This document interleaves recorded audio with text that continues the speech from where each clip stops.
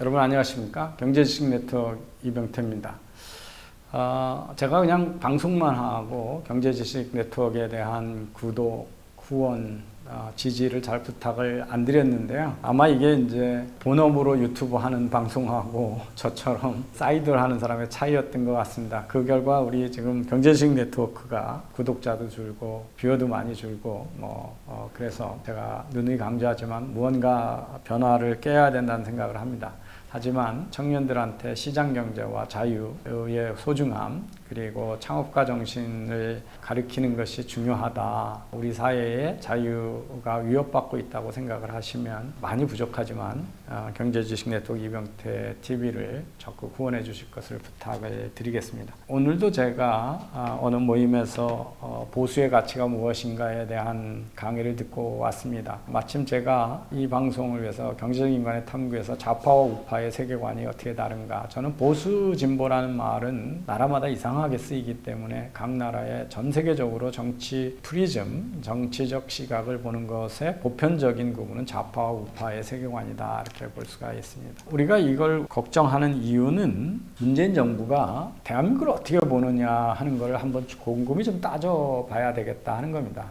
대한민국은 자본가에 의해서 전형적 양극화로 착취공화국화하고 있다. 그래서 주류를 교체해야 되고 자기들은 그런 정의로운 혁명을 하고 있기 때문에 자기들은 옳고 상대는 적폐라고 하는 소위 한 번도 경험하지 못한 대한민국을 만들겠다는 것이 대한민국이 일부 재벌 자본가에 의해서 착취되고 양극화되어 있는 나라라고 하는 인식이 갖고 있습니다. 그래서 또 하나의 인식은 노동시장은 자유로운 거래의 결과가 아니라 자본가에 의해서 착취되고 있어서 저임금에 시달리는 노동자가 너무 많기 때문에 정부가 개입해서 강제로 최저임금을 올려준다라고 하는 임금주도 성장론의 변형, 소주성을 주장하고 있습니다. 여기도 역시 대한민국을 착취 구조로 보고 있는 것이죠. 부동산 시장도 시장으로 보지 않고 투기꾼과 부동산 주인들에 의해서 조작되고 있고 착취되고 있어서 임대차 보호 3법과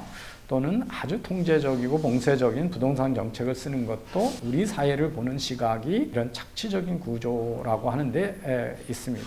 그리고 원전을 보는 것도 국민 생명에 대한 위험이 산업의 이해 집단에 의해서 무시되고 있다고 믿고 있기 때문에 원전을 적폐로 보고 있고 원자력을 가리키는 교수들이나 이 원자력 산업에 종사하는 사람들이 집단 이익을 앞세워서 국민의 생명을 위협하고 있는 집단으로 보기 때문에 이 탈원전 정책을 쓰고 있습니다. 의료 정책 또한 시장의 논리보다는 국가가 통제를 하고 가격 통제를 확대하고 사회주의 의료를 확대하는 것이 마땅하다고 믿고 있고 그것이 문케어로 나타나고 있습니다. 재벌은 더 통제되어야 한다는 것이 공정거래법과 상법의 개정안으로 나타나고 있고 한심하게도 지금 국민의힘이라고 하는 야당이 김종인 대표가 이 정부의 정책과 동조해서 자기가 민주당 비상대책위원장을 했을 때 제시했던 상법 개정과 공정거래법 개정안을 통과시키겠다라고 하는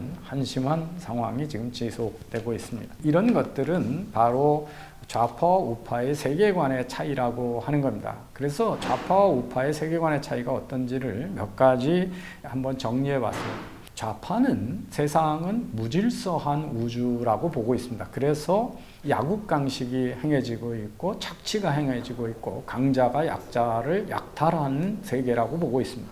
반면에 우파 또는 자유주의는 세계는 질서 있는 곳이다 하는 겁니다. 그래서 기독교인들은 이것이 유대 기독교의 가치, 어떤 유일신에 의한 섭리가 작동되는 우주라고 보거나 자유시장 경제는 이성적인 사람들의 판단들이 서로 모여서 서로에게 이익이 되면 거래를 하고 그렇지 않으면 헤어지는 이런 구조가 그리고 인간의 그 양심과 이성은 우리가 단기적으로 상대를 속이면 장기적으로는 평판을 잃게 되기 때문에 우리가 계속적으로 만나는 장기적인 관계에서 신뢰가 쌓이는 발현되는 그런 우주 사회라고 하는, 그래서 그 내부에 어떤 그 질서가 내부 자율적 규율에 의해서 발현되는 세상이라고 보고 있습니다. 여기서부터 차이가 크게 존재한다는 것을 알 수 있습니다. 당연히 좌파는 이 약육강식에서 강자들의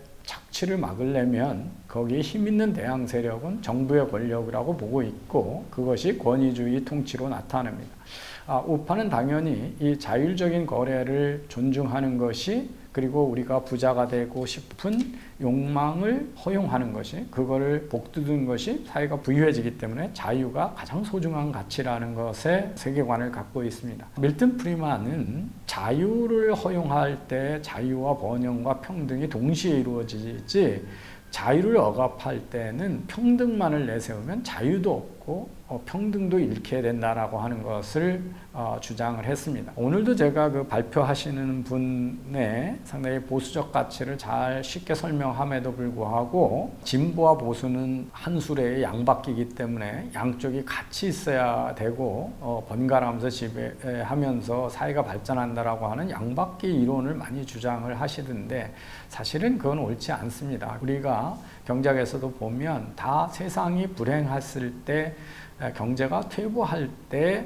평등해지고 망할 때 빈부격차가 확대되고 사실은 봉건 시대 북한의 빈부격차가 더 크다라고 하는 거죠. 그래서 우리가 보시면 OECD 국가들이 소득 격차도 훨씬 적습니다. 가난한 나라보다. 그래서 경제적 자유가 높은 나라가 평등도 더 잘하고 포용적 성장을 하고 있다라는 사실을 자꾸 평등과 자유, 성장과 자유, 평등을 대치적인 개념으로 보는 것은 경제학의 올바른 자유주의에 대한 올바른 인식이 아니라는 점에서 오늘도 상당히 그 씁쓸한 생각을 가지고 왔습니다. 좌파는 평등을 강조하면서 큰 정부와 복지국가를 강조하죠. 지금 정부가 얼마나 그렇게 많이 된 그런 모습을 보이고 있는지 여러분 너무 잘 아실 겁니다. 그리고 우파는 제한된 정부와 독립된 삶을 강조합니다. 좌파는 무상지원과 모든 국민들, 많은 대중이 희생양이라는 걸 강조해서 착취하는 세력들하고 대항하고 자기들이 그 약자들 편이라는 걸 강조함으로써 정치 권력을 잡습니다.